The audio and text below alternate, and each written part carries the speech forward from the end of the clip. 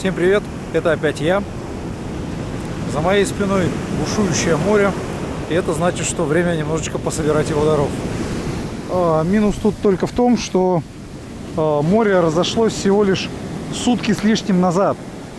Сутки это уже нормально, чтобы начало что-то бросать вкусное, но все же хотелось бы побольше. В идеале 3 суток хорошо, когда колбасит. А так уже ветер заканчивается, и шторм потихонечку начинает залегать. И вот, по сути-то, и выбора нету. То есть завтра уже будет, скорее всего, штиль.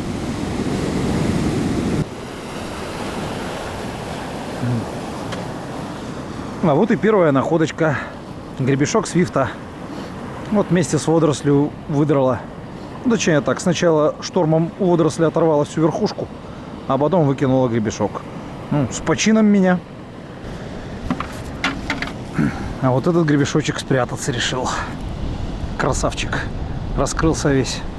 Видимо, уже начинает засыпать. Возможно, один из самых ранних, которых выкинул шторм. Но мне без разницы. Бодренький, живой. Ну и куда без нашей старой подруги, морской мыши. Отвратительно выглядит. И даже не хочу проверять, съедобно или нет. Вот небольшой крабик. Самочка. И, судя по всему, ей шторм прям, конкретно все повырывал. Вот видите, шторм ей сточил шипы на панцире. Ну и вырвал все подбрюшье. Тем не менее, основное мясо в лапах. Ну вот здесь, где отверстия проломаны, видно, что мясо на месте. Поэтому ведро. Только от крабика отошел. Хороший гребешок. Выкинула его ночью, как и краба. Сейчас море вон где. То есть сейчас отлив. А вот здесь вот был прилив. То есть сами оцените, какое расстояние. Но тем не менее бросает. Это хорошо. Нашел гребешка прям такого динозавра. На нем вот сверху растет болянус. И болянус довольно крупный, что говорит о том, что и сам гребешок давненько живет на этом свете. Вот к нему внизу какие-то 2 ракушечки присосались, растут на нем. Такой бывалый гребешок. А вот крабик. Пятиугольный волосатик. Даже такое ощущение, как будто еще не до конца помер. Весь растопырился. Так он делает, когда чувствует опасность. Но как бы уже почти не шевелится. Скорее всего, уже задубел. Не успел почистить монстра от травы. Еще лежит такой же монстр. Как будто они прям вот семейкой жили. Но не, вот этот новенький поменьше чуть-чуть. Но это хорошо. Все равно оба крупные. Странно все-таки бросает гребешок. Какой-то вот система не наблюдается. Идешь там 500-600 метров, ничего нет. А тут вдруг хопа, 2 вместе прям лежат. И видно, что кинуло в разное время. То есть, не, это уже разбитый. А вот этот целый. Вот как так? Чем объяснить? Пусто, потом хлоп, густо. Так, 3 гребешка и все. Ничего больше? Нет, вот еще 4-й лежит.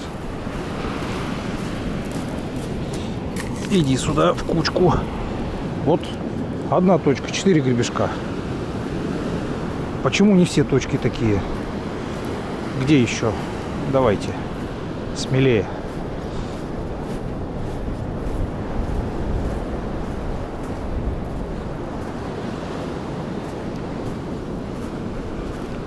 Вот.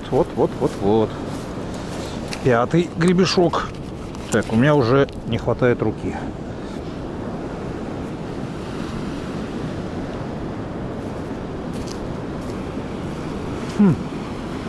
Какое прекрасное место. Мне оно сразу понравилось. Ну и вот, собственно, опять. Метров 300 прошел, вообще ничего. Пустой пляж. Тут хоп, гребешок, и он еще один лежит. То есть их как-то вот пачками кидает. Да, живой, все в порядке. Ну-ка. Ну-ка, ну-ка, ну-ка. Только 2.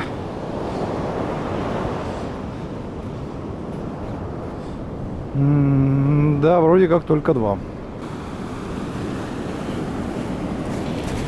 А вот и 3. Так. Ну давай, 4, 5, там 6. Будет еще чего?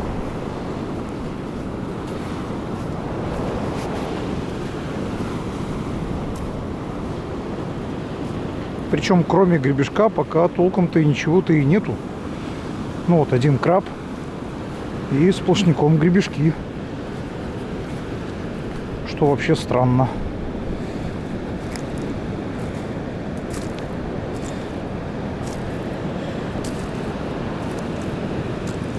Так.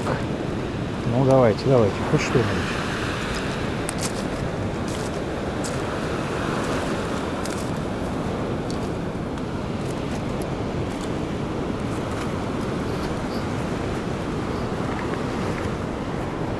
О, 4-й гребешочек. Красавчик ты мой. А, не, пустой. Вот тебе и ай-яй-яй. А, вон вроде как. А, не, просто цветной камешек. Я вот тут шел, только думал, что вот только гребешок попадается. А нет. Вот за сегодня первая панопея. Ракушка такая. Маленькие створочки и огромная такая мясистая пипка, которую она вытаскивает из песка. Сама вся сидит в песке. Кончик пипки вытаскивает и фильтрует воду сквозь него. Ну, она также известна как гуидак. Это все улов. Он вкусный. Ну и, конечно, куда же без кухтыликов. О, кухтылик еще и с иероглифами на штампе. И вроде у меня даже таких иероглифов в коллекции нет. Японские поплавки от сетей, которые они не производят, кажется, с 70-х годов. Чует мое сердце, что опять начинается участок с гребешком. Он гребешок только-только обглоданный чайками. Вот еще видны там внутри куски мяса видны. Вот до этого еще не добрались. То, что он живой и плотно стискивает створки. Так. Вот еще один. Да, тоже разбило замок. Здесь море колбасит что-то прям конкретно. И бедного гребешка прям лупцует. О, вот этого тоже чайки расклевали раньше времени. Видимо, как-то подраскрылся, имел глупость и был тут же съеден. Так, ну что же. Что? 3 гребешка и 2 упущенных. И все? Ну да, похоже, все.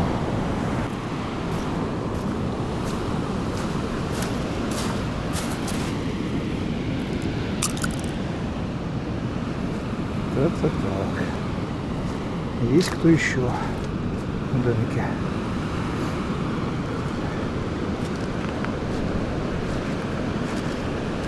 Так-то вот на этом пятаке 1 гребешок нашел, поэтому имею основания надеяться на то, что что-то еще тут все-таки выброшено. Капусты полно, морских губок полно, запчасти от крабов, от морских ежей. А что-то вот с гребешком кисло. Но все-таки ему, конечно, лучше 3-4 дня шторма. Так вот. Так, ну-ка. Да, живой. Так, вон того уже слопали. Так. Вторая панопея за сегодня. Не сказать, чтобы много, но как бы и немало. Рады и этому. Море везде разное. Вот сейчас вот видите участок, тут даже капусты не валяется. Почему, так я не знаю, но вот мы имеем тот же шторм, что и везде. Но, видимо, какие-то движения воды тут не такие, как везде. И здесь почти ничего не выбрасывают.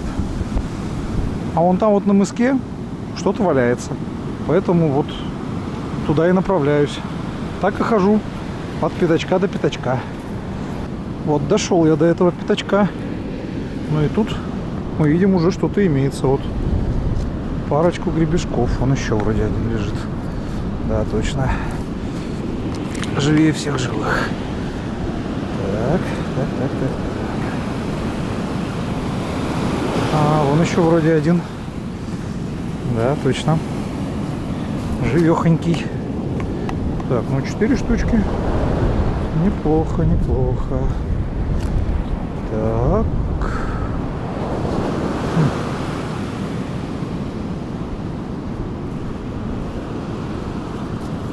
Неужто все кончилось? Даже детский совочек какой-то выкинула. А где гребешки?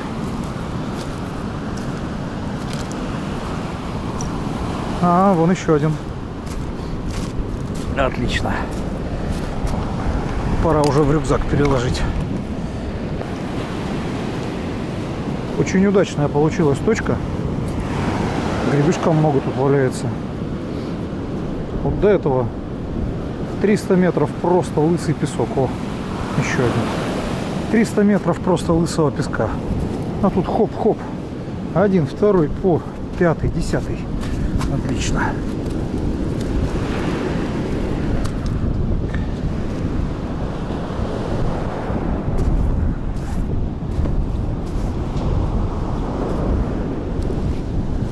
Так. Вот в ночной капусте почему-то гребешка сейчас не вижу. Вот есть один. Нет, пустой. В ночной капусте почему-то не вижу гребешка. Вот эти 3 гребешка это вот свежевыброшенная. Буквально там 2-3 часа назад максимум. А вот в ночной капусте ничего. То есть его тут тоже сначала не бросала, а только потом начала. Я уже на обратном курсе, то есть иду домой. И вот море все продолжает кидать. Получается, я вот сейчас 2 гуидака нашел и 1 гребешка. Вот уже тут даже моих следов не видно. Море все зачистило. Интересно, много накидает сейчас или так себе. Дело уже к вечеру. Я уже недалеко от машины. Море потихоньку залегает. Вблизи оно, конечно, колбасится еще очень сильно, а вдалеке уже волна прошла. То есть то, что здесь у берега, это уже такие остаточные явления, хоть и довольно сильные. Завтра, наверное, уже вообще утихнет все полностью. А так волна у берега еще такая серьезная. О, как лупит.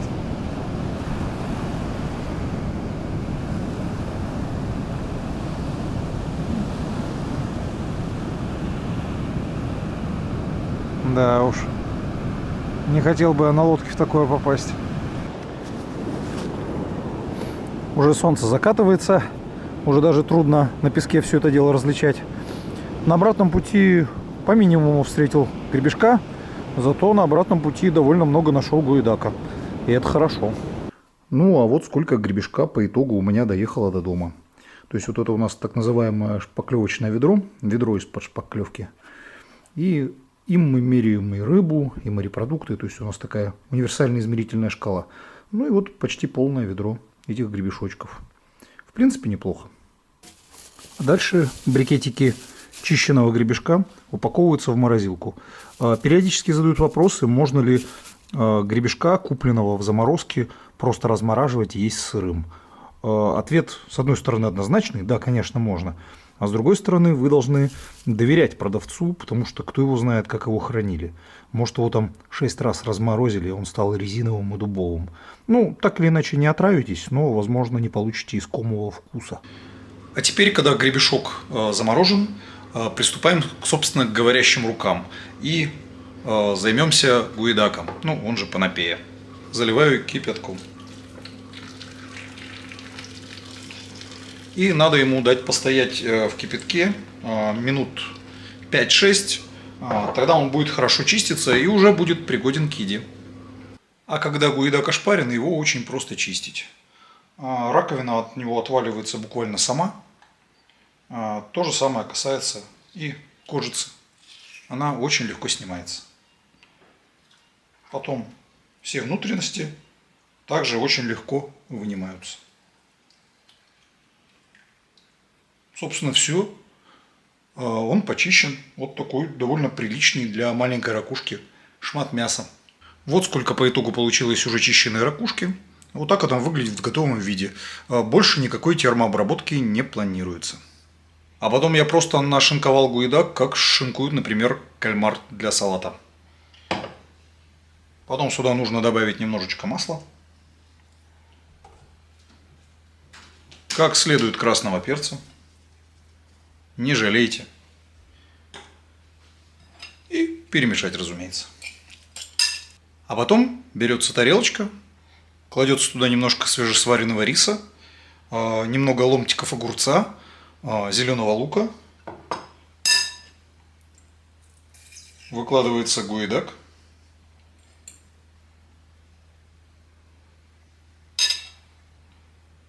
А в центр кладется желток от яйца. Все это слегка поливается соевым соусом.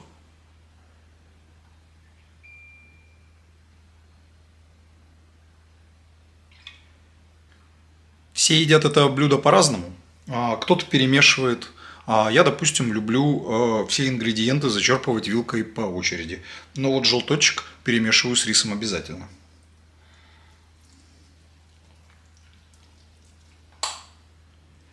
Подцепляется сразу, чтобы и кусочек гуидака, и кусочек огурчика, и немного риса.